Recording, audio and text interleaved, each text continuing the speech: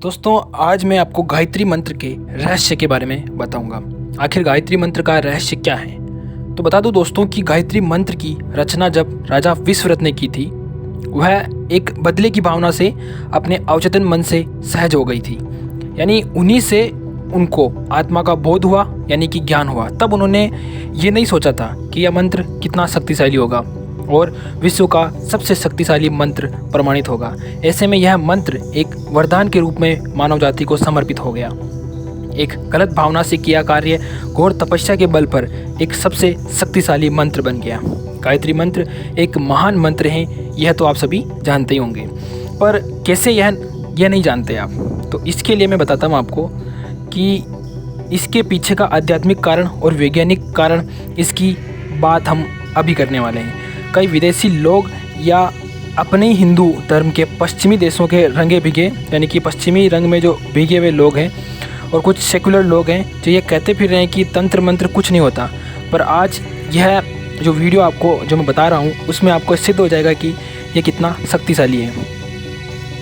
मेरे विचार में अब क्या बता रहा हूँ मैं, कि किसी भी व्यक्ति जीवित या मृतक से कोई भी संबंध नहीं रखता है। अगर होता तो भी केवल एक संयोग से होता है।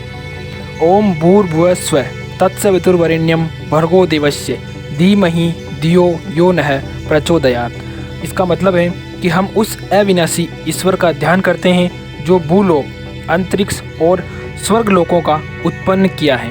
उस सृष्टिकर्ता, पापनाशक, अतिश्रेष्ठ देव को हम धारण करते हैं। वह ईश्वर हमें सद्बुद्धि दे एवं सत्कर्म में प्रेरित करे हमें। यह गायत्री मंत्र ऋग्वेद, यजुर्वेद, सामवेद में प्रस्तुत हैं। एक ईश्वर का उपासना करना इसका मुख्य उद्देश्य है। 4 वेदों में से यह मंत्र सबसे प्रसिद्ध मंत्र है। कई नामी लोगों ने इस गायत्री मंत्र का गुणगान किया है। आखिर क्यों किया है? कुछ तो ऐसा इसमें उन्होंने अनुभव किया होगा, वरना महान लेखक कवि रविंद्रनाथ टैगोर और अरविंदो जैसे संत, महात्मा गांधी जैसे व्यक्ति और सुभाष चंद्र जैसे नेता, सिपाही, सभी ने इस मंत्र का केवल गुणगान किया है। उसके पीछे भी कुछ तथ्य रहा होगा, पर हम आज की पीढ़ी इस महान मंत्र को भूलती जा रही है। हम पश्चिमी रंग में इतने रंग चुके हैं कि अपनी संस्कृति को कम आंकने लग गए हैं। अंग्रेजी माध्यम में अभ्यास और विदेशी दौरे में, यानी कि विदेशी भाषा सीखने में, यह हम क्यों भूल जाते हैं कि हमारी संस्कृति एक महान संस्कृति है जिसने संस्कार को, जो पूरा संसार है, उसको विज्ञान दिया है, अध्यात्म और वेद दिए हैं। इसी कारण से यह मंत्र का रहस्य अब समय आते या समय जाते भुलाया नहीं जा रहा है। आज हम इस कारण से ही इस मंत्र के विषय में बात करेंगे। एक जर्मन वैज्ञानिक फ्रेडरिक जॉन ने भारत की यात्रा की, तो यहाँ से वेद की नकल ले गया और उस पर अपने तरीके से अध्ययन प्रारंभ किया और नतीजा अत्यंत चौंकाने वाला आया। उन्होंने अपनी इस बात को वैज्ञानिक कॉन्फ्रेंस में बताई, पर उनकी बातों पर कोई ध्यान नहीं दे रहा था। उनका अपमान किया गया और उन पर वैज्ञानिक लोग विश्वास नहीं कर रहे थे। कहा गया कि उनसे इसका प्रमाण लाया जाए। एक समय पर जब उनकी मृत्यु हो गई, तब उनके हाथ में एक डायरी मिली।